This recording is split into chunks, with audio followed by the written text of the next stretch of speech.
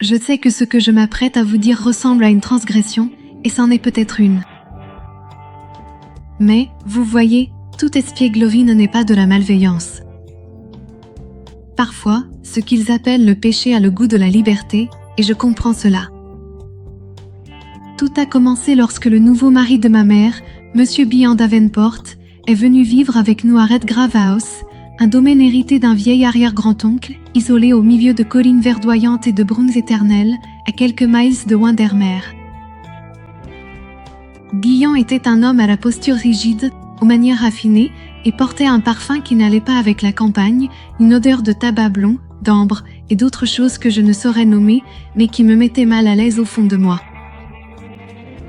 Il est arrivé avec une canne en bois verni, un bouquet de lavande pour ma mère, et une petite enveloppe à mon nom, nouée d'un ruban de satin, contenant un mot délicatement écrit à la main, pour quand tu voudras te faire plaisir.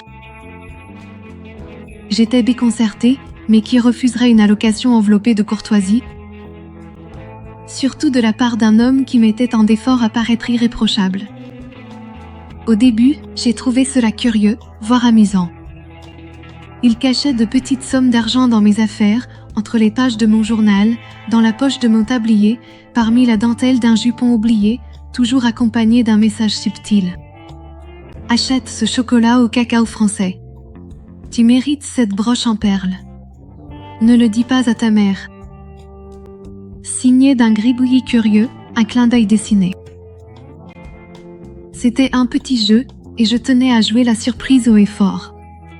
Eh bien, regarde ce que j'ai trouvé, sifflait Is depuis l'autre pièce, et ma mère riait. Mais moi, je ne savais plus s'il fallait rire à l'extérieur ou à l'intérieur. C'était le genre d'homme qui impose le respect, même dans le silence. Ingénieur des chemins de fer, il portait des bretelles impeccablement amidonnées, des bottes toujours cirées, et ses cheveux étaient coiffés à la cire.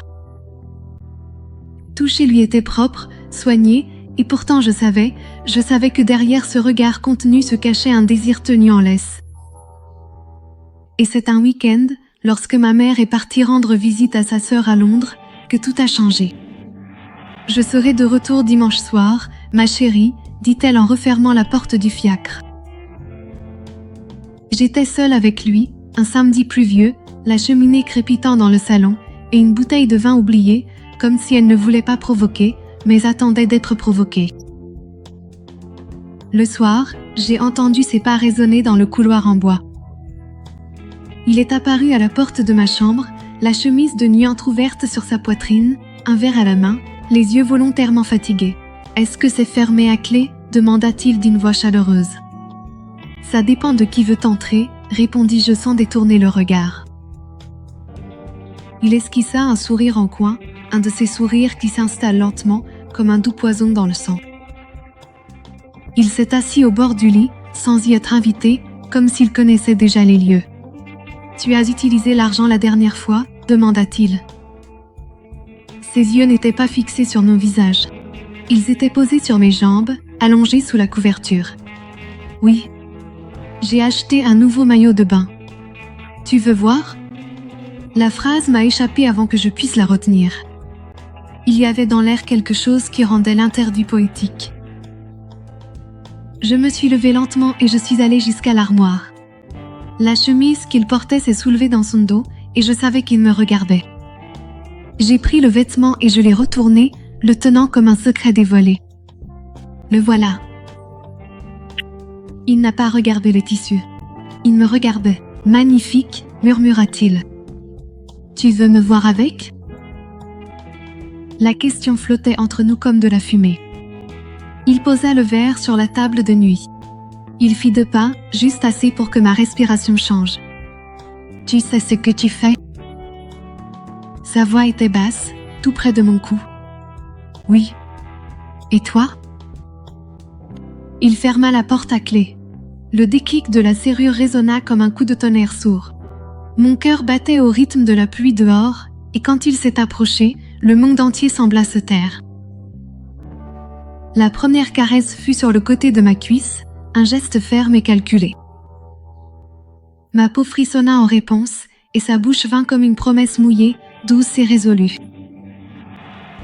Une main s'insinua sous ma chemise, traçant des chemins oubliés. Il me souleva du sol comme si j'étais faite de dentelle et me déposa avec précision sur le lit.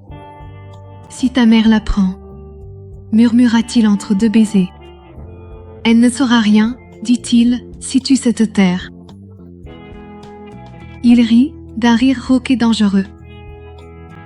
Puis il m'embrassa avec avidité, un baiser qui existait déjà avant d'avoir eu lieu. Cette nuit-là, il n'était plus le mari de ma mère. Il était mon secret, mon erreur, mon vice. Le lendemain matin, je me suis réveillée au bruit de l'eau qui coulait. Je suis allée jusqu'à la porte de la salle de bain entr'ouverte, la vapeur s'échappant comme un soupir. Il était allongé sur le dos, nu, l'eau ruisselant sur son corps comme si la nuit passée ne l'avait pas transformé. Je suis entrée sans demander la permission. « Tu veux de la compagnie ?» Il s'est tourné lentement. Ses yeux ont parcouru ma chemise en avant de se poser sur les miens. « Hier ne t'a pas suffi ? Je ne me souviens pas t'avoir entendu te plaindre. » Il m'a fait une place sous le jet brûlant, et là, au milieu de la vapeur, des vieux carreaux et des péchés du petit matin, tout s'est reproduit. Plus affamé, plus impatient, moins coupable. Après, assise au bord du lit, les cheveux encore humides, j'ai entendu sa voix. « Il va falloir être discret. »« Tu vas lui dire ?»« Jamais. Mais ça change tout. » J'ai souri. Pour moi, ça n'a fait que s'améliorer. Le lundi, mon argent de poche est revenu, doublé, accompagné d'un autre mot. « Tu as été une fille obéissante, mais tu peux faire encore mieux. Surprends-moi. » Et c'est ainsi que notre jeu a vraiment commencé. Alors, cher auditeur, as-tu aussi senti cette chaleur monter en toi? Ou c'était juste moi? Eh bien, tu vois, ce n'était que le début, tu sais. Si tu veux savoir ce qui va encore se passer entre Monsieur Davenport et moi, si tu vois ce que je veux dire, alors tu sais, aime la vidéo, abonne-toi à la chaîne de Story Factory et active les notifications. Parce que dans le prochain chapitre, oh, mon cher, le danger frappera à la porte et quelqu'un l'ouvrira. Son souffle était chaud, comme la vapeur d'un thé fraîchement versé effleurant la nuque, tandis que ses mains, froides comme de l'argent oublié dans la nuit, remontaient lentement le bord de mon jupon. « Tu vas me rendre fou » murmura-t-il, la voix chargée de désir. « Je l'ai déjà fait » répondis-je avec un sourire malicieux, sentant encore le tintement des cristaux du lustre qui se balançaient au plafond du salon de musique. Cet après-midi-là fut bruyant, intense, moite, même avec le froid mordant de la fin de l'automne. J'ai changé les draps avant que maman ne rentre de sa visite chez Madame Galdino. Le meilleur, disait-il, c'était le risque. Et plus le risque était grand, plus il me désirait. Moi, à 18 ans, j'apprenais à aimer le danger, comme quelqu'un qui apprend à danser une valse interdite, les pieds en décalage avec la bienséance. Le vendredi suivant, il m'a emmené chez Madame Berlot, l'une des boutiques de mode les plus prestigieuses de la rue dos Arco. Maman trouvait ça magnifique. « Vous êtes vraiment un gentleman », dit-elle en lui serrant le bras. J'ai failli éclater de rire. Si seulement elle savait ce qu'il m'a fait dans cette cabine d'essayage tapissée de miroirs. « Tourne-toi », dit-il en tenant doucement le rideau. Je me suis retournée lentement, sentant le tissu neuf de la nuisette française glisser sur ma peau comme une caresse secrète. Dans le miroir, le reflet trahissait tout, le désir dans son regard, mon corps abandonné, le léger tremblement de mes mains. L'odeur du cuir neuf, du parfum boiselé et de la tension contenue.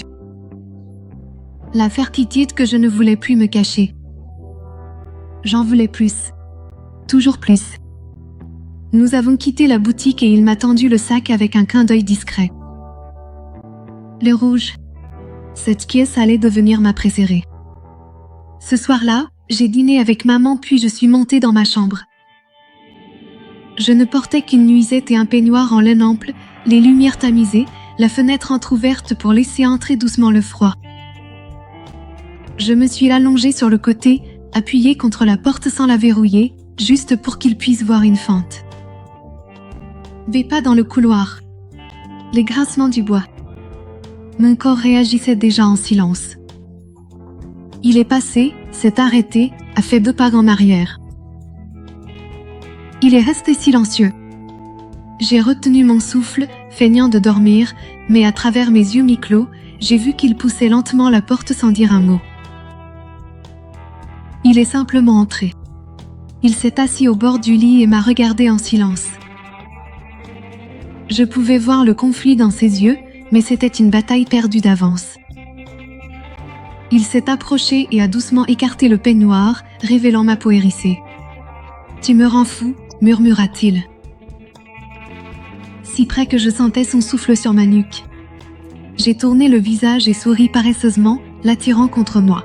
« Alors deviens fou avec moi. » C'était lent. C'était intense. Le genre d'abandon qu'on ne s'accorde que lorsqu'on sait pertinemment que c'est mal, et pourtant, on le fait parce que le corps le réclame, parce que le désir a déjà gagné. Le lendemain matin, il a laissé bien plus qu'une simple enveloppe de lettres. Sur mon bureau reposait un petit écrin en velours contenant un collier en or blanc et un mot écrit de sa main. « Tu es dangereuse, mais je suis accro au danger. » Je souris pour moi-même. J'ai porté le collier au petit déjeuner et maman ne l'a même pas remarqué. Dimanche, elle a parlé d'un voyage à Vitoria pour une conférence catholique de femmes, 3 jours, 3 nuits rien que pour nous. Dès qu'elle a tourné le dos, tasse à la main, il m'a lancé un regard à travers la table. Un sourire lent et malicieux, comme un poème indécent chuchoté dans la sacristie. J'ai répondu par un autre sourire, mâchant un morceau de pain comme pour dissimuler mon péché. Ce n'était plus seulement une histoire secrète. C'était devenu un rituel. Et moi, de plus en plus impliquée. Il a commencé à me taquiner d'autres façons. Au lieu d'enveloppes d'argent, il a commencé à laisser des petits mots cachés, l'un dans une boîte à savon, un autre cousu dans l'ourlet d'une robe. Aujourd'hui à 17h, en portant cette robe bleue sans rien en dessous. Viens dans ma chambre à 2h du matin. Je veux voir si tu obéis. Et je laissais, parce que le jeu était grisant. C'était mon monde secret, et cela me plaisait de savoir que j'étais le centre de la perte de contrôle d'un homme comme lui. La fille qui autrefois demandait la permission pour tout dictait désormais les règles dans un jeu d'adultère sensuel. Elle me regardait dans le miroir et avait du mal à me reconnaître. Un jour, maman est allée au salon de beauté. Je suis restée seule avec lui dans le salon. Je portais un chemisier blanc moulant, sans corset en dessous. Je me suis allongée sur le tapis, faisant semblant de chercher une boucle d'oreille. Il est passé avec une tasse de café, s'est arrêté et m'a fixée. « Tu as perdu quelque chose ?» a-t-il demandé. Je ne l'ai pas encore trouvé, ai-je répondu, en cambrant délibérément le dos. « Peut-être que je peux t'aider » dit-il en s'accroupissant à côté de moi. Et son aide fut directe. Ses mains glissèrent sans ménagement le long de mes cuisses, brûlantes comme un fer chauffé à blanc. « Tu aimes provoquer » murmura-t-il. « J'aime voir jusqu'où tu iras. » Et il l'a fait. Il m'a tourné sur le côté, là, sur le tapis du salon, le rideau à moitié ouvert et la lumière de l'après-midi inondant la pièce de rayons dorés. N'importe quel voisin aurait pu voir. Mais c'est justement ce danger qui a tout embrasé entre nous. Ses nains sont renoués lentement. « Tu es un problème » a-t-il murmuré à mon oreille. Et « tu es la mauvaise solution que j'ai choisie ». Il n'a pas enlevé tous ses vêtements. Ce n'était pas nécessaire. Il m'a retourné et m'a fait ressentir chaque parcelle de la domination qu'il pensait avoir sur moi. Mais en réalité, c'était moi qui dominais. Après cela, il a commencé à m'envoyer des messages cryptés et des notes remises par les domestiques. Quand il disait « T'es à 19h », je savais ce que cela signifiait, il m'attendait en silence, une bougie allumée, vêtue seulement de ma nuisette rouge. Quand Yves disait « Dîner à 22h », je devais être nue sous l'eau chaude du bain. Nous avons commencé à vivre une liaison secrète en plein jour, déguisé en routine domestique, un frôlement qui s'attardait quand il me tendait un couteau, un murmure plus intime quand personne ne regardait. Et la veille du voyage de maman, j'ai laissé un mot collé sur le miroir de leur chambre. J'ai déjà choisi la nuisette. Maintenant, choisis l'endroit.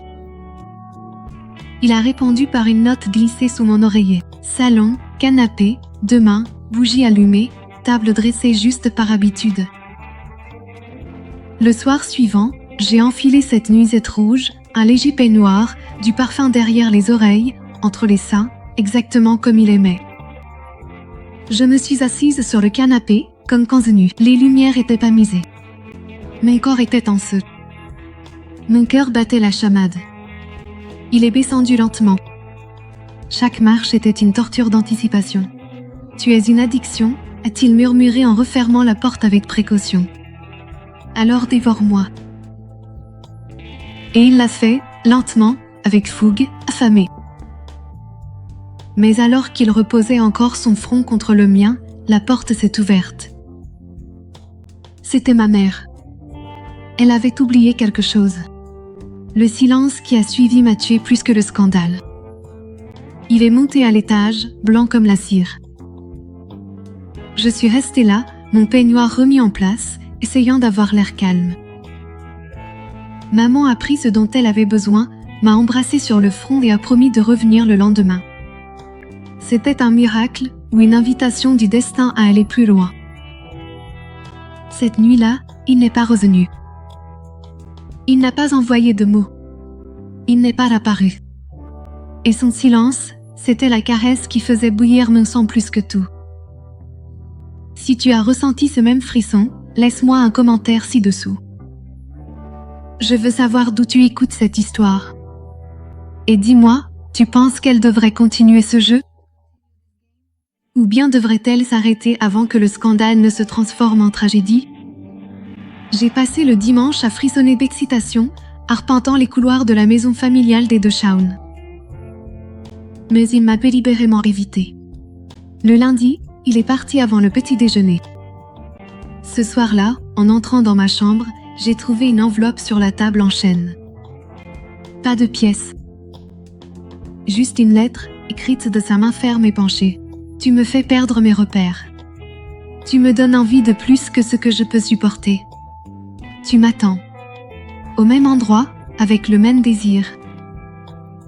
Je souris comme quelqu'un qui vient de gagner une guerre. J'ai mis le même parfum au jasmin, la même parure de dentelle écarlate. Mais cette fois, c'était différent. Je voulais qu'il sache que c'était moi qui menais la danse désormais. Dans le salon, le doux son du tourne-disque jouait une nocturne de Chopin. Je me suis allongée sur le divan et j'ai laissé glisser la robe de satin, dévoilant la bretelle de ma lingerie. Il est empressant prévenir, se tenant silencieusement derrière moi. Son parfum boisé m'a atteinte avant ses mains, qui ont glissé sur mon épaule, puis le long de mon dos nu. « Tu es dans ma tête », murmura-t-il d'une voix rauque. « Alors arrête de lutter. » La façon dont il m'a prise cette nuit-là ressemblait à une reddition, sans contrôle, comme si j'étais de l'absinthe et qu'il voulait se perdre dans le vertige. Puis, haletant encore, il m'a regardé gravement. « Je dois te montrer quelque chose. » Nous sommes montés dans sa chambre. Il a verrouillé la porte, ouvert le deuxième tiroir de la commode et sorti un fin collier en or avec un petit pendentif en forme de cœur. « C'était à ta mère, mais maintenant je veux que ce soit à toi. » J'ai tenu le collier comme s'il s'agissait d'une promesse semée dans l'or. « Tu ne trouves pas ça dangereux? Tout ce qui te concerne ne l'est pas. » J'ai mis le collier et je me suis regardée dans le miroir. Pour la première fois, je ne me sentais pas seulement comme une amoureuse. Je me sentais faire partie de l'histoire, maîtresse du récit. Le lendemain matin, ma mère préparait du café en chantant. Elle faisait semblant de lire le journal, mais ses yeux revenaient vers moi à chaque fois qu'elle se retournait. Je me suis penchée de façon provocante pour ramasser des toasts, exhibant le nouveau collier. Elle l'a remarqué. Ce pendentif est magnifique. Où l'as-tu eu? Il était dans un vieux tiroir de bureau. Je l'ai trouvé par hasard. Il s'est étranglé avec son café, et j'ai souri, cachant mon sourire derrière la tasse en porcelaine.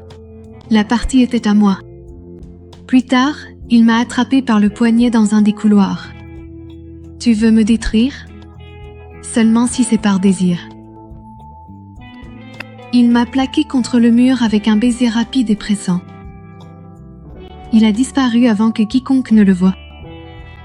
Cette semaine-là, j'ai décidé d'innover. J'ai pris la calèche jusqu'au village et j'ai acheté une nouvelle tenue, des bas de soie, un porte-jartel et de la dentelle bleu marine. J'ai assorti le tout avec des talons et un rouge à lèvres couleur vin profond. Il n'y avait ni photo ni téléphone, alors j'ai écrit un mot à la main. Aujourd'hui à 15h, Biambry. Viens me dévorer. La pièce était petite, étouffante et sombre. Ça sentait le savon et le linge chaud. Quand il est entré, il tremblait. Il m'a vue assise sur le comptoir, les jambes croisées, mes talons tapant sur le sol. Tu vas me tuer. Non. Je veux juste que tu vives rien que pour moi. Ce qui s'est passé là était sauvage, précipité, intense, le genre de choses dont on se souvient et qui réchauffe la peau. Puis il a posé sa tête sur mes genoux en silence. Et j'ai souhaité, même si ce n'était qu'un instant, que ça dure pour toujours. Le lendemain, sa mère a envoyé une lettre. Elle voulait qu'il passe le week-end dans son chalet. J'ai tout entendu depuis le palier. Et je me suis tue, mais ça faisait mal. Il est parti vendredi. La maison était vide, et moi, j'étais creuse. Le silence était cruel. Le dimanche soir, un mot. Je reviens aujourd'hui, à 4h du matin. Laisse la porte entrouverte. Attends-moi nu.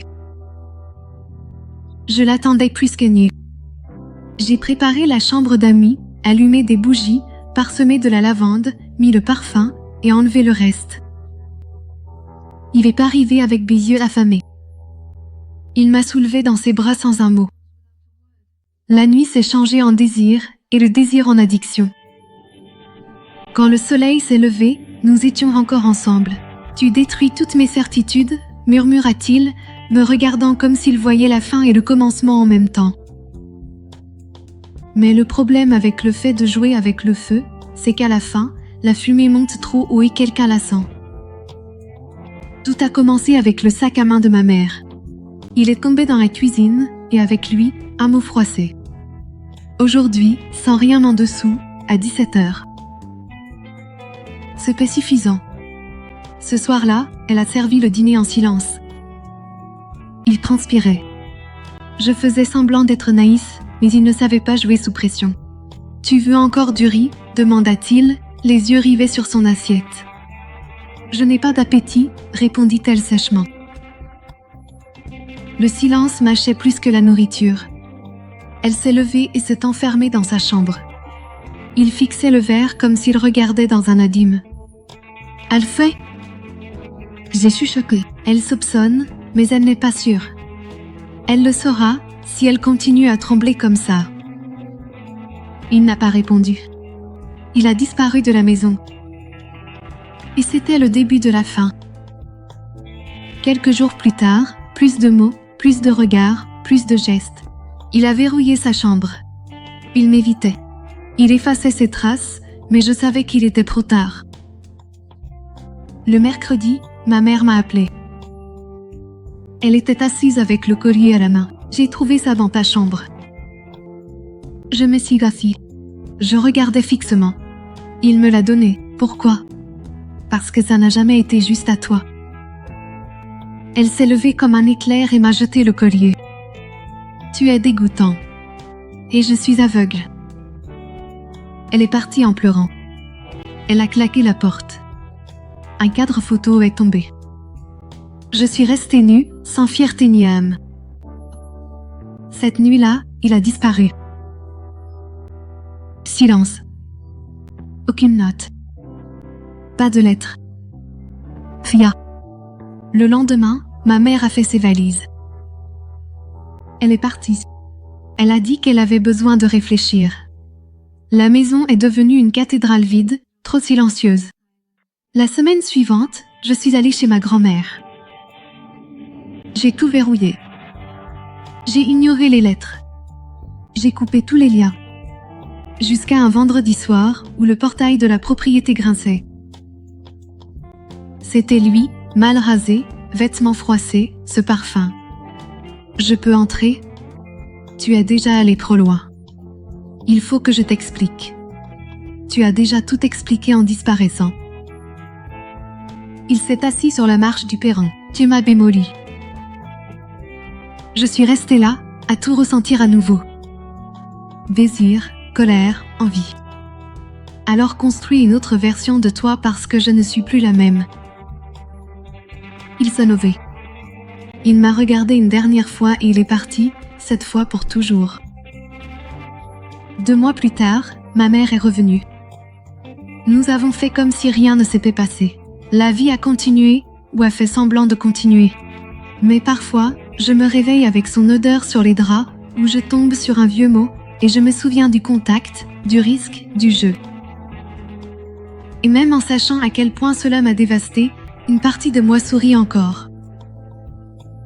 Parce que je n'étais pas seulement la fille. J'étais la femme qui lui a fait oublier toutes les règles. Pendant un moment, cela a largement suffi. Et c'est tout pour aujourd'hui. Si vous êtes arrivé jusqu'ici, dites-moi en commentaire d'où vous regardez.